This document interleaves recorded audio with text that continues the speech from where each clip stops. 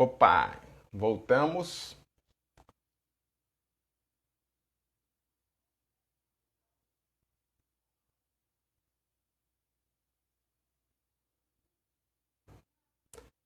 Estamos retomando. A gente teve um probleminha de ordem técnica aqui, né? O pessoal já está retomando.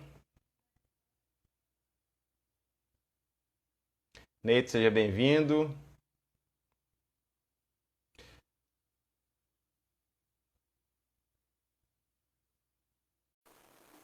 Graciela entrou novamente. Ver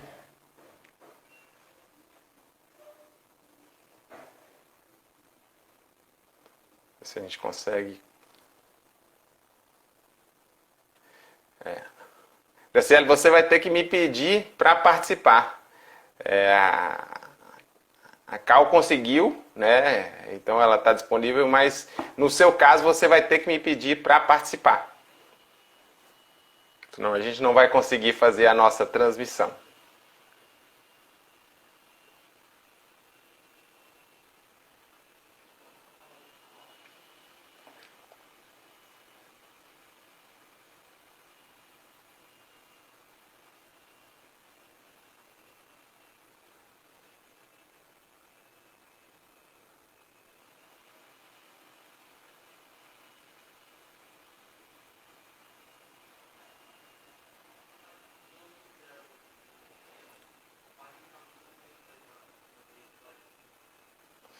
Vamos lá.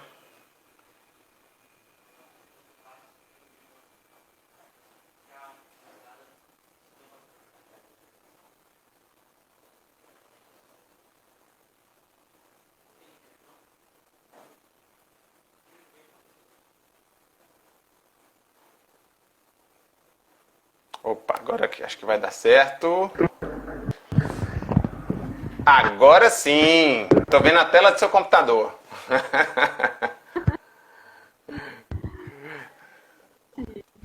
Boa noite.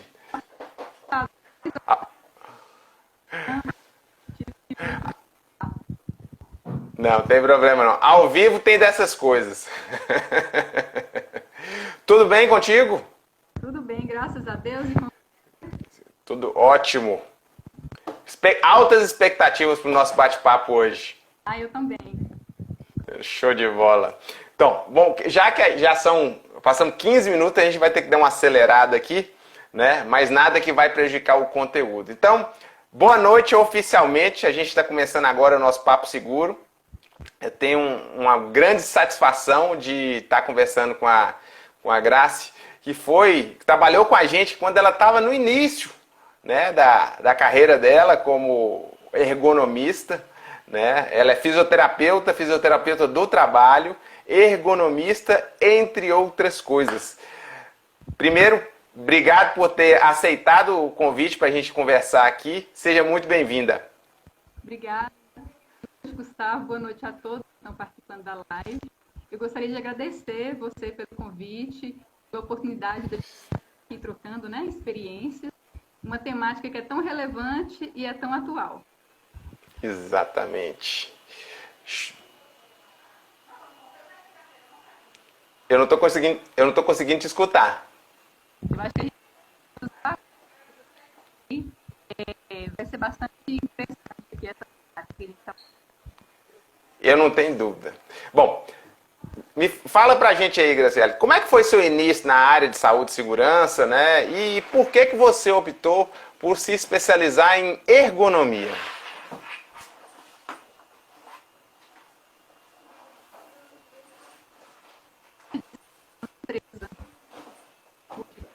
E a partir dessa experiência,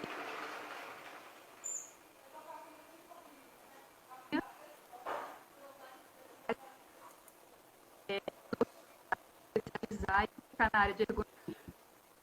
Uhum. E além da formação em fisioterapia, em ergonomia, que a gente sabe, você também tem uma formação também na área técnica, né? Você é técnico de saúde e segurança. Você é técnico de segurança do trabalho, né? Como é que isso contribuiu para te dar uma visão mais ampla sobre gestão, né? E não só sobre saúde ocupacional, ou seja, como é que você teve a ideia, como é que você entendeu que era importante conhecer não só na área de ergonomia, mas também na área de segurança? Então, logo que eu formei, eu fui trabalhar nessa empresa, né? Acabou que o resultado do estágio, a empresa me contratou. Era um cargo para eu comecei atividade. Logo em 2000, foi a época que deu aquela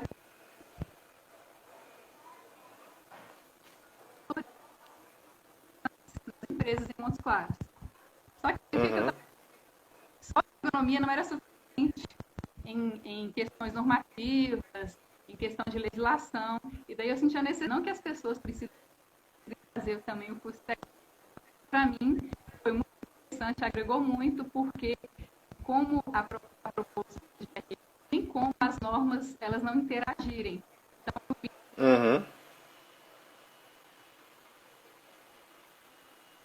Legal. E outra coisa, para muita gente, o entendimento de ergonomia é ginástica laboral, fazer análise ergonômica do trabalho, especificar mobiliário, mas sabe que isso é somente parte do trabalho, da abordagem para a ergonomia, né? Não necessariamente a gente tem que se ater a só isso, né? Quais são os demais aspectos da ergonomia que você destacaria, além das questões que a gente citou? Então, a ergonomia, a gente precisa voltar à questão do conceito, né? A ergonomia é o estudo da relação, da interação da pessoa com o seu trabalho. E essa ciência, ela abrange algumas dimensões, dentre as ergonomias, trabalhar a postura, questões relativas a mobiliário, a tem também a organização que ela vai perpassar pelas questões de turnos, pausa para o trabalho, questão de cultura organizacional. E, além do mais, temos também a ergonomia cognitiva, que vai perpassar também a questão da cognição, do estresse, da carga mental que o trabalho pode impor para o trabalhador. Então, tem toda essa questão.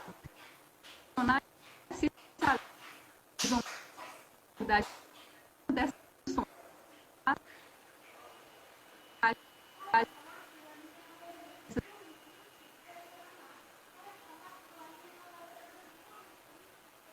Show de bola, né? E uma outra coisa, a gente estava até conversando antes, né?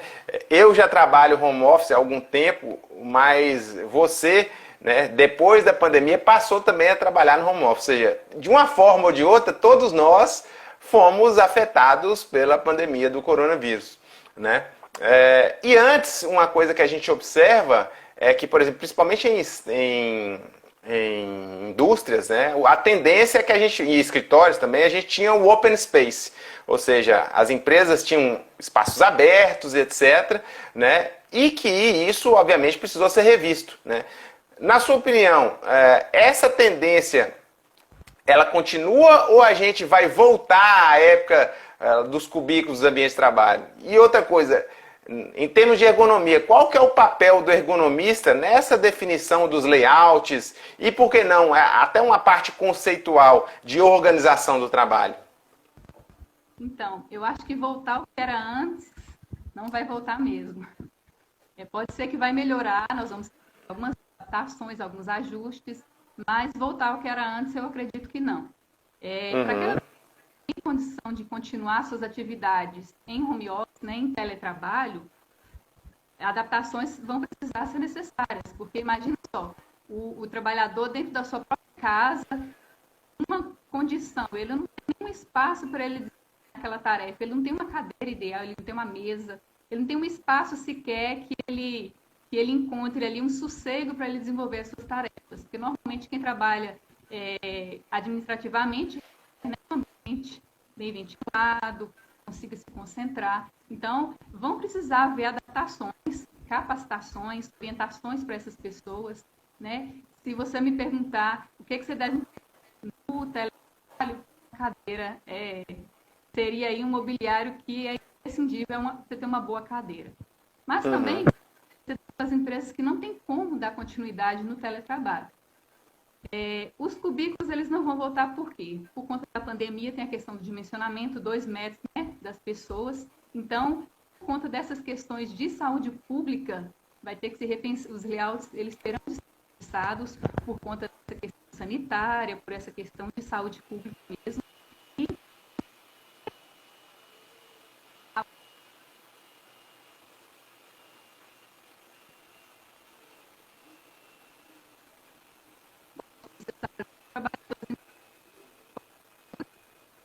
porque a pessoa não quer expor o seu trabalhador a uma condição que vai afetar, né, a saúde. Então, aí já vê esse sistema relativo. A empresa tem condição de ser um pouco.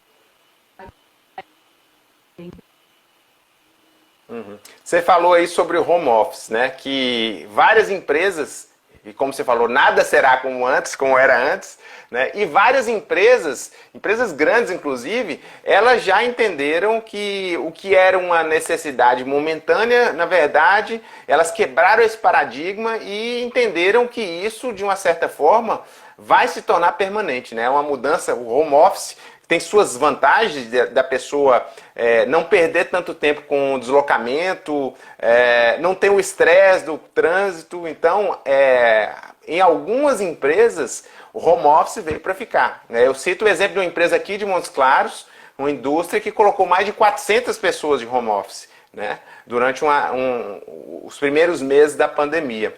O que você acha disso tudo, né? Qual será a tratativa nesses casos da ergonomia sobre o home office, sobre esses novos ambientes de trabalho, sobre essas novas organizações que se criaram diante da necessidade da pandemia?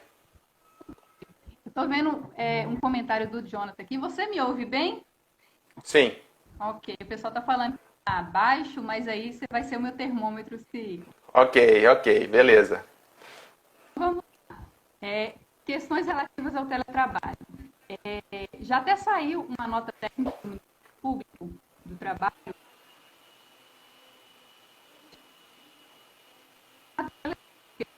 Recentemente, dia 11 de setembro. Então, lá já tem uma questão, um chamamento para as empresas, o que elas vão precisar se organizar, vão precisar oferecer.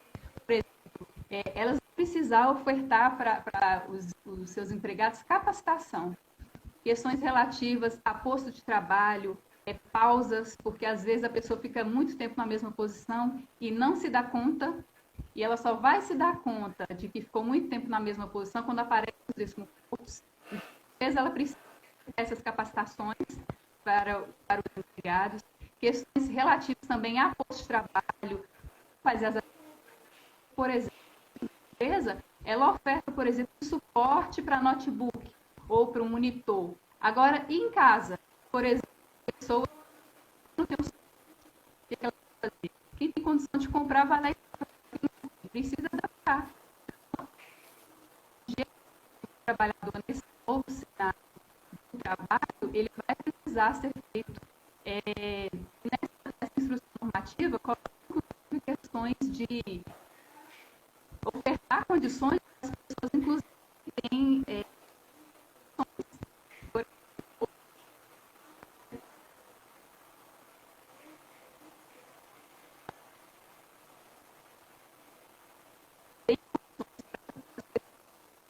os PCDs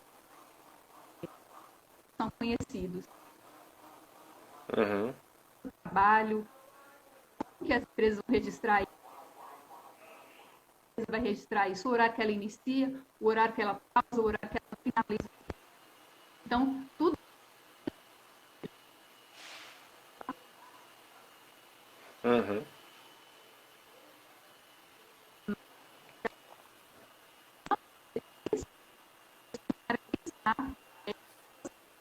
para lidar com esse novo cenário, com essa nova realidade que a pandemia impôs para todos nós. Nós temos uma pergunta aqui do Leidson, que trabalhou com a gente também, né? Grande técnico de segurança do trabalho. Ele está perguntando o seguinte: como fica a questão das lesões causadas ou agravadas devido ao home office? Né? Como que a gente lida com isso? Como a gente pode prevenir, uma vez que não dá para monitorar, ou tem o monitoramento, por ser a distância é mais complicado, é mais complexo? grande questão da legislação é que ela coloca que o trabalhador ele está respaldado legalmente. O como Sim. fazer, as empresas vão fazer, ela não prevê como fazer. Então, isso aí é um grande desafio para nós essa resposta ainda. Né? Certamente, eles vão pensar isso aí, eles vão colocar formas, essa questão ainda não sei como fazer, que o trabalhador ele está respaldado legalmente, inclusive na CLT é previsto toda essa questão, e olha que a CLT ela não é recente, ela é lá de 1943. A grande questão é essa questão como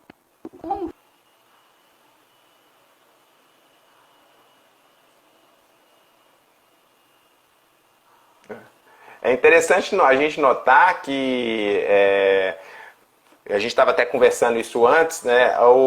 Cada home office, cada pessoa que está no home office é um ambiente de trabalho distinto. Então, o que a gente tinha de concepção de ambiente de trabalho num local intramuros, vamos dizer assim, numa fábrica, num escritório, com a questão do home office, né? Que isso se ampliou, né? E muitas empresas ainda não estão atentas, óbvio, de novo. Teve N benefícios e era necessário para diminuir a expansão da pandemia, mas criou esses outros desafios, né? Esse é um dos desafios que as empresas, que é um desafio novo, e mais que as empresas estão aprendendo a lidar, né? E falando nisso, a gente está aí com a NR17 sendo revisada, na verdade a gente já está revisada, a gente só está esperando ela ser publicada, né? E um detalhe interessante, que assim como a NR7, a NR9 e a NR18, ela também vai ser publicada já harmonizada com a NR1, né? Qual que é a sua expectativa com relação a essa nova NR? O que você acha? Que a gente está fazendo um exercício aqui de adivinhação, de especulação, vamos dizer assim. O que você acha que vai mudar com essa nova versão? E o que você espera dessa harmonização da NR17 com a NR1? Então, a minha visão é que foi um ponto muito positivo para a ergonomia. Porque até então, antes da NR1, dessa atualização, as normas eram compartimentadas a sua diretriz e fazia-se ali o que estava previsto. Agora, pontualmente, a ergonomia, ela é diferente das demais NRs que são técnicas. Então, uma conceito muito grande em relação à ergonomia. Então, por exemplo, a gente vai precisar fazer a gestão da ergonomia. Então, diferente de fazer gestão de eventos, como era, né, principalmente a questão da análise ergonômica do trabalho, ela é prevista, a forma como ela era feita,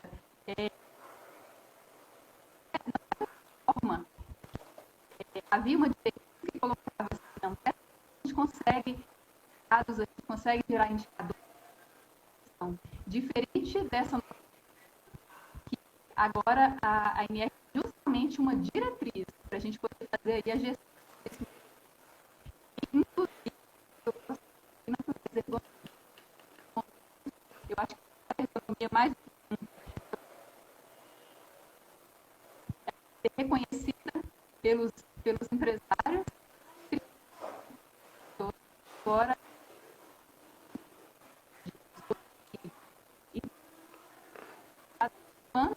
de melhoria, e aí a gente vai conseguir medir, através principalmente dessa harmonização referente à gestão, eles até colocam medir, implantar, através dos indicadores, você foi benéfica, enquanto ela foi benéfica, não. Então, para nós, economistas, veio assim como, digamos assim, que a foi amadurecendo até em 2020. Aí eu acho que a gente só tem que pensar que vão haver ganhos para a SFT como um todo. Mais uma pergunta aqui, Graciele, do nosso amigo Neyton Souto, né? Ele falou o seguinte: acredito que será o maior gargalo de ergonomia, aliás, acredito que será o maior gargalo para a ergonomia o trabalho remoto. Em casa as pessoas não estão trabalhando, pelo menos teoricamente, de maneira correta. Logo virão as consequências para o empregador. Né? Como você vê isso, né? Isso também acho que uma dúvida muito recorrente das pessoas, porque a gente foi criado na questão de controlar, do chefe ficar em cima e etc, etc. E houve uma quebra de paradigma muito grande com relação ao home office, porque, na minha opinião, o foco vai ser não em cumprir horário, etc., mas em resultado. Então as pessoas vão ser cobradas pelo que elas entregam. E, obviamente, elas estando em casa, o controle se torna mais complicado. Né? Mas, por outro lado, como a gente não está fisicamente, né, e visualmente sendo monitorado, vamos dizer assim, tem essas dificuldades. A gente não está vendo o que o empregado está fazendo, a empresa não está vendo. Né? E, obviamente, a responsabilidade é da empresa. O que você me fala dessa questão, que é bastante interessante? É muito interessante e é muito intrigante também ao mesmo tempo, porque a gente ainda não tem um modo para essa mudança do trabalho, ela vem justamente junto com o GRO. Então foram duas mudanças. A gente ainda está caminhando pelo GRO, né? Está mudando o fazer ergonomia, porque até então pensava-se que era só fazer uma análise ergonômica que bastava. E não. Aí tem um objetivo, um porquê se faz AT e um para quê. Quando que você faz uma análise ergonômica do trabalho? Quando você tem uma demanda pontual, quando você tem um problema complexo a ser resolvido. Então, justifica fazer a AET. Agora, como que eu vou inserir os perigos ergonômicos ou os fatores de riscos ergonômicos, né, através do inventário, que eu vou precisar colocar quais que são os perigos, quais que são os riscos associados e qual que é o nível desses riscos. Então, como que eu vou fazer isso? Com a AET? Não. A AET não me dá subsídio para eu trabalhar a condição. Então, nós, enquanto profissionais de SST e ergonomia, nós vamos precisar estudar um método sistemático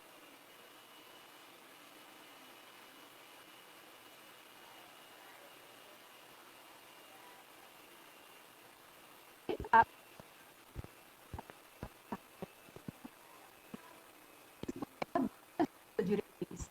Não tem mas a diretriz a gente já tem. Então,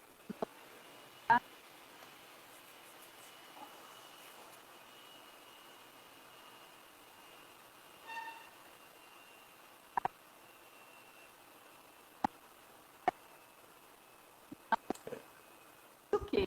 Vamos pensar que o trabalho é um pouco mais importante. Nós ainda precisamos essa questão de avaliar os perigos de forma geral, para depois a gente chegar nessa especificidade que é o teletrabalho e office. Exatamente. Né? A Cal perguntou aqui, e como fica a situação no campo de educação para os professores? Já há alguma tratativa a respeito? Eu não sei se existe algum guia, alguma diretriz específica, né? Que eu saiba, ainda não, até porque a NR17 ainda não foi, a atualização pelo menos não foi publicada ainda, né? E a gente tem, na verdade, para algumas categorias de trabalho, uma tratativa mais abrangente, não só para ergonomia, que eu sou professor também, não ficar dando aula 8 horas no dia em pé não é mole, né? E tem gente que faz isso há muito tempo, durante 5 dias na semana, então tem uma componente ergonômica bastante importante. Mas eu não sei se você vai saber falar melhor que eu, se tem alguma coisa específica para a área de educação. Então, uma questão formalizada, direcionada, específica para a educação, eu desconheço. Claro que estudos, né, as análises econômicas, mas uma questão normativa, uma questão técnica e legal, eu desconheço. Eu tenho uma notícia boa para dar para a Cal. O que acontece? Com essa questão agora do GRO, todas as empresas estão obrigadas a fazerem a gestão dos riscos ocupacionais, inclusive os de natureza ergonômica. Não? Então, isso já é um ponto positivo, porque todas as empresas, independente se é uma MEI, se é uma ETP, se é uma instituição, desses riscos ocupacionais. Então, acredito que vai chegar, a área da educação com certeza vai ser contemplada. É isso aí, isso aí.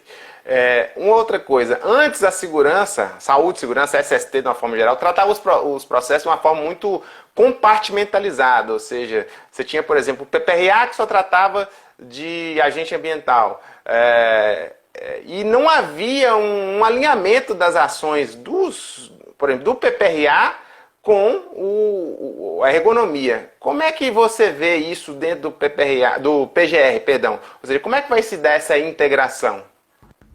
Eu acho que essa integração ela vai se dar justamente com o modo operacional. Então, por exemplo, todos os riscos ocupacionais eles vão precisar seguir aquele macroprocesso do GRO. Então, vai precisar perigos, vai precisar analisar os riscos associados e fazer a avaliação desses riscos. Então, você tem ali categorias, né, de riscos ocupacionais e ali você tem uma direção, você tem esses fatores de risco, você vai pôr ali melhorias para serem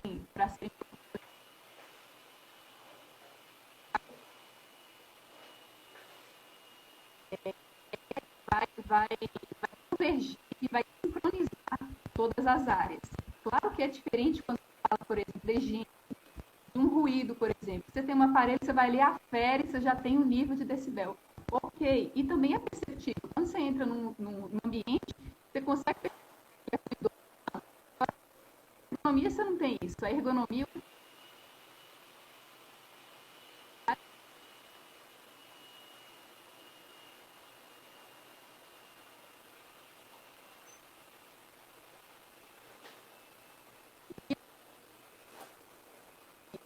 faz perigos, toca risco. Então, isso vai as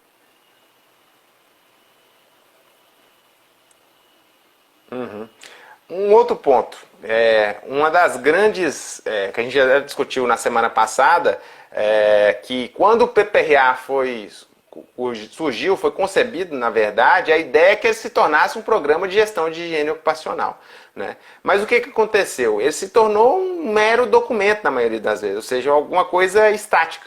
Não se tornou, o foco não foi em fazer gestão de higiene ocupacional, mas sim de ter a preocupação das empresas de ter um documento que seria mostrado para a fiscalização. E o PGR, a proposta é que seja um programa realmente, ou seja, uma ferramenta viva, dinâmica, né? E que tem gente que pensa que vai ser a cada 2 anos, que é o texto da NR1, a cada 2 anos eu tenho que revisar. Né? Eu, particularmente, acho muito difícil você ter uma empresa que vai ficar 2 anos sem que haja alguma modificação de layout, de processo, de mão de obra, ou seja, essa revisão de 2 em 2 anos, na prática, ela não vai existir. Né? E aí, trazendo para a questão que você já explorou um pouco, que é a análise ergonômica do trabalho. Né? Que muita gente acha que tem que fazer a análise ergonômica de ano em ano, de 6 em 6 meses, etc, etc. Né? E a gente sabe que não é bem isso, ou seja, como é que existe a necessidade real de se fazer uma análise ergonômica todos os anos, a cada 6 meses? Como é que você enxerga isso? Então, houve uma distorção aí conceitual da AET, né? A AET Sim. precisa primeiro, qual que é a demanda? Quando você uma complexo poder precisa ter uma demanda. Então, essa demanda vai ser de quê? Vai nascer da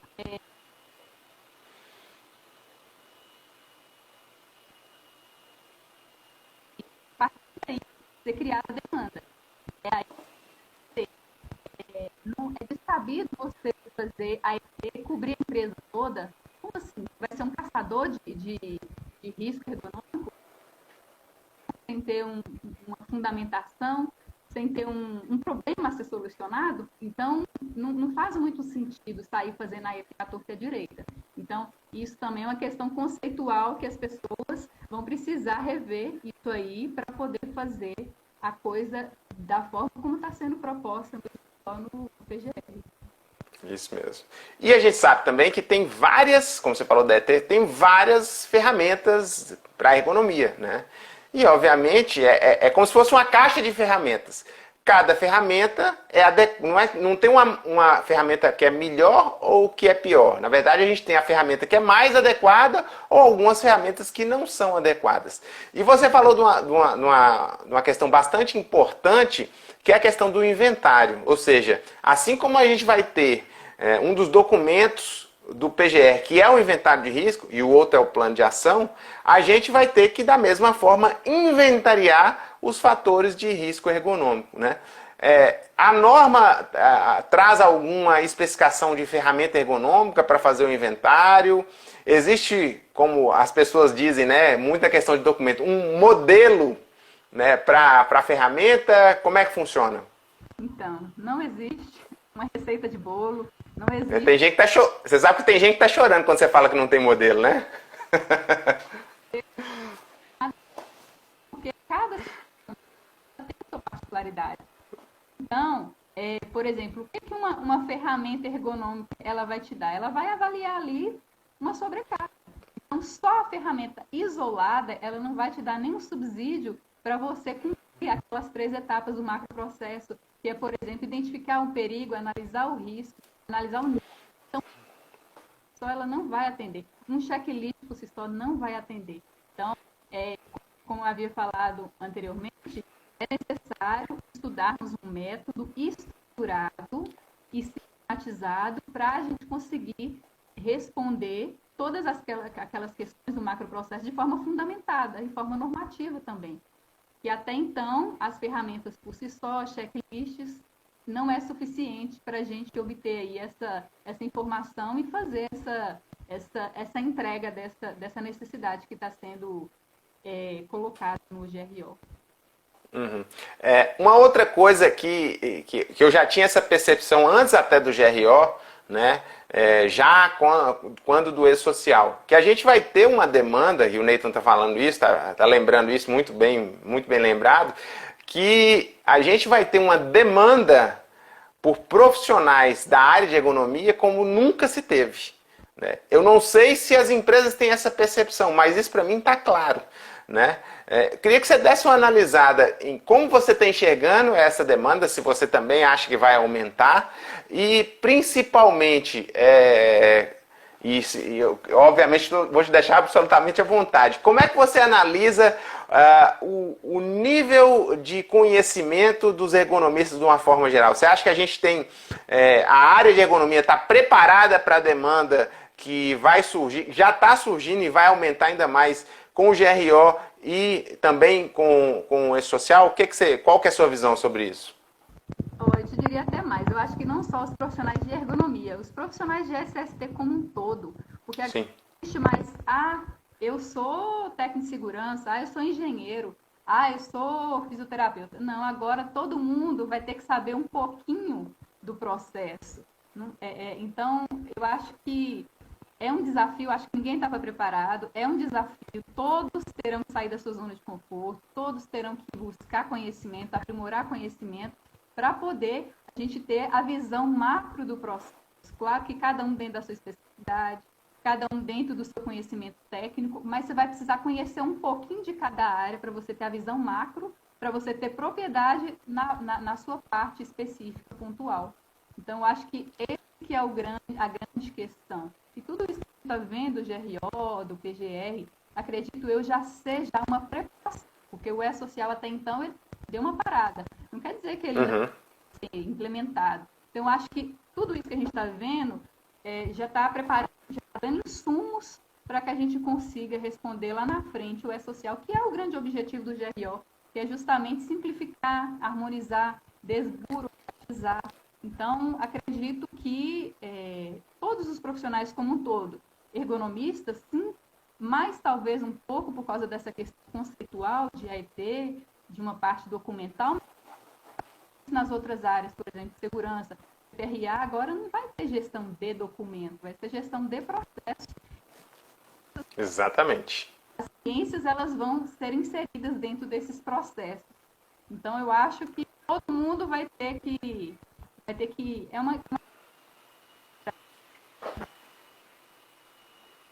Você falou um ponto muito importante, né? Eu conheço profissionais de muita experiência, profissional sênior, fala assim, mas de ergonomia eu não entendo nada. Eu contrato uma empresa, contrato ergonomista e ela que se vire para fazer. Né? E me causa estranheza, né? Que você falou muito bem. Uma coisa quer dizer que eu vou contratar uma prestação de serviço e eu não vou ter análise crítica suficiente, né? Senso crítico para verificar se aquilo é aplicável ou não, faz sentido ou não, porque se a pessoa fala assim, eu não entendo nada disso, então qualquer resultado que ela tiver, né, seja num documento ou numa análise, etc, etc, ela vai ter que aceitar, porque ela não sabe, não se interessa e tem raiva de quem sabe. É bastante complicado isso aí, né? Então eu particularmente acho que vai ter um aumento muito significativo, como você bem falou, de todas as áreas de saúde e segurança, né? E eu vejo especialmente a área de ergonomia com uma relevância ainda maior do que já tem. Ou seja, vocês vão ter trabalho pra caramba.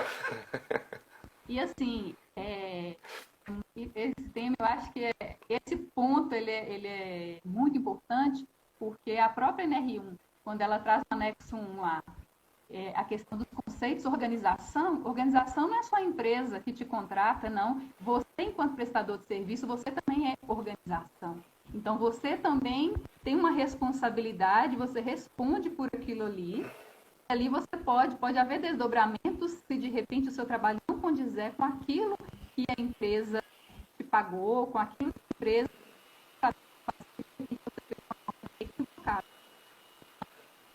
quando coloca lá organização, está chamando muita atenção para nós enquanto profissionais. Então, Sim. Precisar fazer uma coisa fundamentada, especialmente ergonomia, precisar ver sustentação científica, a questão previdenciária, a questão trabalhista. Então, vai ter que ser muito bem fundamentado para a gente conseguir fazer um trabalho de qualidade, de excelência, porque agora não tem aquele negócio meia boca, mais ou menos, não. Ou você faz um trabalho de excelência ou você faz. Então, esse desafio para a área de ergonomia, especialmente, e para a área de SST como um todo. Sem dúvida, né? Eu acho também que vai ser um marco para nós na nossa área, porque literalmente vai separar o joio do trigo, né? Ou seja, a pessoa que eu tô aqui, eu fiz assim, né? Meio síndrome de Gabriela, eu nasci assim, eu cresci assim, você sempre assim, ele vai estar fora do mercado, isso eu não tenho dúvida, né? E vai ter que entender de gestão, vai ter que entender um pouquinho de cada aspecto, vai ter que entender de ergonomia, vai ter que entender de higiene ocupacional, vai ter que entender de legislação previdenciária, que você citou bem. Hoje a legislação previdenciária, em termos de passivo, né, financeiramente falando, é muito mais premente e muito mais significativo para as empresas, e as empresas não estão cuidando dessa parte, né? E um outro aspecto que você chamou a atenção aí, né, que é a questão organizacional e também a questão psicossocial, né? O que a gente está vendo hoje, né? Já estava vendo antes, com um aumento de demanda, com um aumento de pressão, e hoje com a pandemia, o que a gente está vendo é algumas pessoas, alguns profissionais tendo redução de carga horária, né, redução de jornada de trabalho e tendo ainda a questão da produção sendo mantida, né? Então está tendo uma série de mudanças organizacionais, né, significativas que foram acentuadas com a pandemia, né? E a Cal está perguntando justamente isso. Quais são as estratégias que a ergonomia tem para amparar essa nova realidade? Então, com o GRO agora, as dimensões ergonômicas e a ergonomia como um todo, os perigos, os riscos, eles estão sendo colocados em primeiro lugar. Então, as empresas elas vão precisar adequar, elas vão precisar cumprir tudo isso para que elas consigam estar vivas, digamos assim, porque a empresa que não aderir a essas mudanças, fatalmente ela não vai se manter no mercado de trabalho. Então, as empresas estão sendo chamadas para fazer a gestão dos direitos e deveres. Então, a empresa está sendo chamada para dar o suporte, a parte dela. Eu acho que agora, mais do que nunca, com todas essas mudanças, com toda essa questão de paradigma que foi quebrado, então, mais ainda as empresas estão sendo chamadas à responsabilidade. E nós, enquanto consultores, porque nós, profissionais de SAP,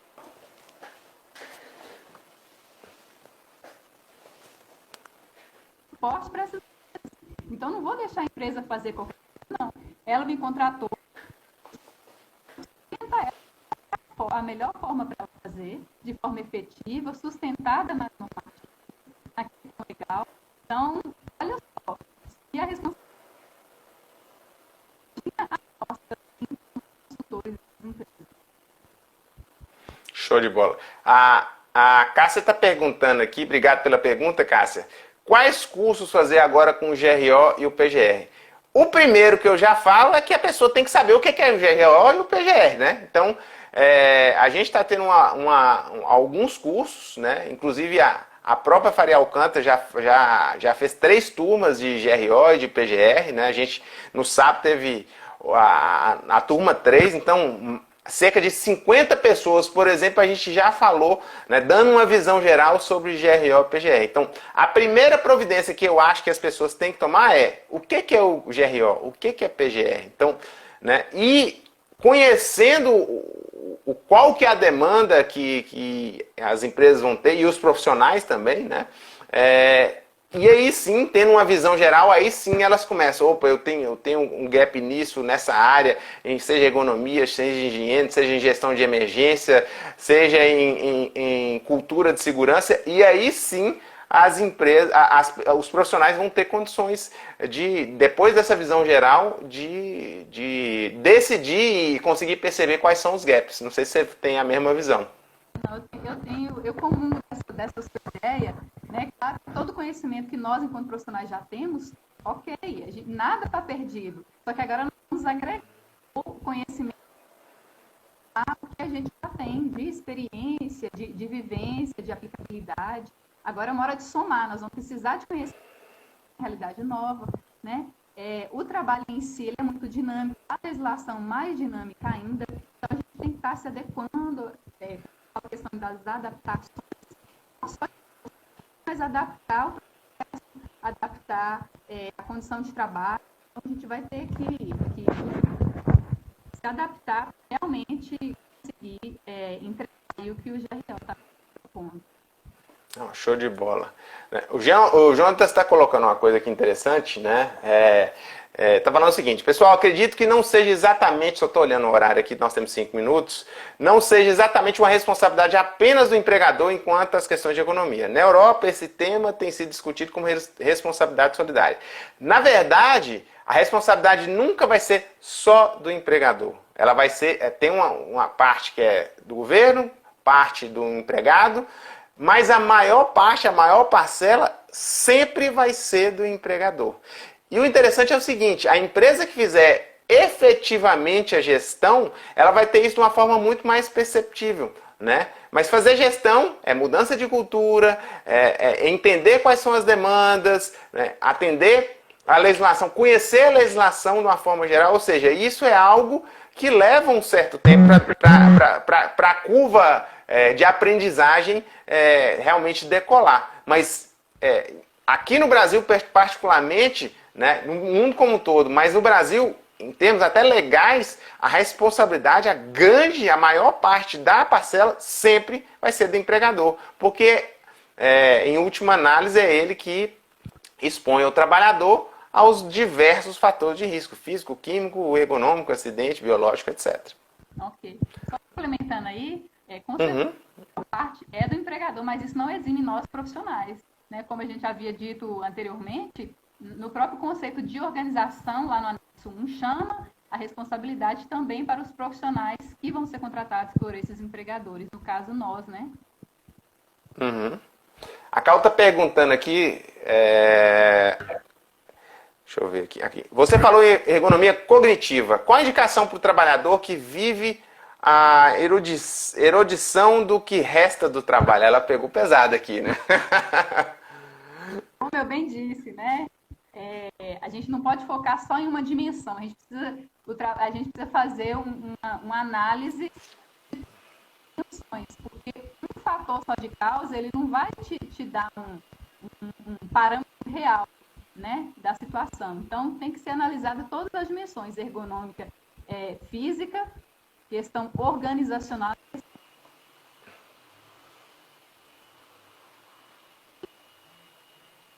passadas, emaranhadas, que é preciso repensar. Questão de constrangimentos, questão de, como que é a palavra? Assédios, né? Então, tudo isso tá muito enraizado aí. É uma miscelânea que a gente precisa fazer uma análise, né, macro, depois você a questão pontual. Isso aí. Show de bola. Última pergunta para a gente finalizar. Pelo que a gente conversou, de uma forma geral, o PGR vai trazer uma série de desafios, né? Que esses desafios, de certa forma, foram potencializados com a questão da pandemia. Mas, por outro lado, a gente vai ter N oportunidades, né? Inúmeras possibilidades, inúmeras oportunidades que, obviamente, não vão ser para todo mundo. Vão ser para quem estiver preparado, né? Então, para você, para a gente fechar a última pergunta aqui, né, quais são as principais oportunidades, os pontos de atenção que a ergonomia vai trazer, já que em março, dia 10 de março, as empresas já têm que ter estabelecido o seu programa de gerenciamento de risco? Então, com certeza o GRO ele veio para somar, e como a gente já falou, né, antepouco, as pessoas precisam se preparar para essa realidade. Então, quem ainda não está seguro, quem ainda não sabe nem por onde começar, precisa buscar cursos, precisa se aperfeiçoar, aprimorar o conhecimento para estar preparado. Por quê? Vai entrar a partir de março. Olha só, nós estamos em setembro, março já está ali. Então, já 5 meses. Acontecendo, já era para estar sendo implementado e não foi sequer implantado. Então, todos os profissionais de SST como um todo vão precisar buscar conhecimento e estar preparado, porque serão grandes mudanças. E principalmente os profissionais da ergonomia. O fazer ergonomia, ele mudou. Hoje você não consegue atender, você não consegue fazer um inventário ergonômico fazendo uma ET. A ET, ela não se aplica neste momento. Ela vai se aplicar mais adiante, mas neste momento não é a melhor você fazer inventário. Então, é aí que as pessoas vão precisar buscar conhecimento para poder estruturar e sistematizar um método que você consiga responder aos fatores, os fatores de risco ergonômico, aos riscos e à avaliação do nível dos riscos. Que a ET, ela não é, neste momento, ela não vai ser respaldar para você conseguir inventariar. Então, é realmente buscar conhecimento para poder aprimorar e estar preparado. Exatamente. Ou seja, o sol vai brilhar, mas infelizmente ou felizmente, né, depende do ponto de vista, não vai ser para todos, né? Graciele, queria te agradecer muito pela participação. Queria te agradecer muito pela sua participação. Acho que foi show de bola. Pelos comentários aqui, o pessoal gostou bastante, né? E convidar o pessoal para continuar acompanhando.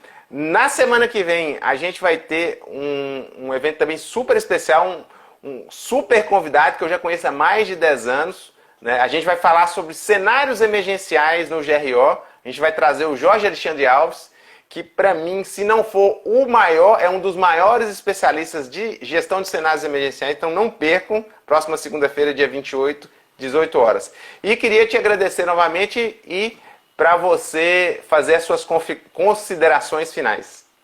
Então, eu agradeço muito a oportunidade, né, o espaço, da gente estar trocando essa ideia, não somos donos da verdade, né? A gente quer aqui fazer provocações, colocar situações que estão por vir, né? É muito bacana essa temática que nós tratamos hoje, é um assunto muito relevante e é atual.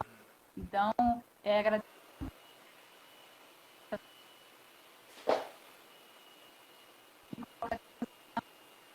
para novas oportunidades, para novas possibilidades.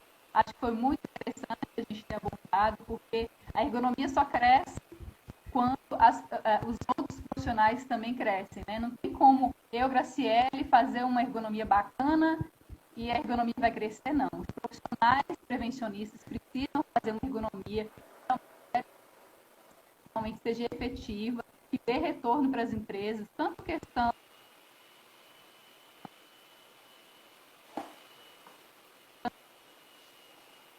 economia ser vista quanto uma ciência que contribui tanto para os empregadores quanto para os empregados. Muito obrigada pelo convite, foi muito bacana esse nosso bate-papo. Espero tanto para mim. Show de bola. Pessoal, então a gente encerra agora o nosso Papo Seguro dessa semana.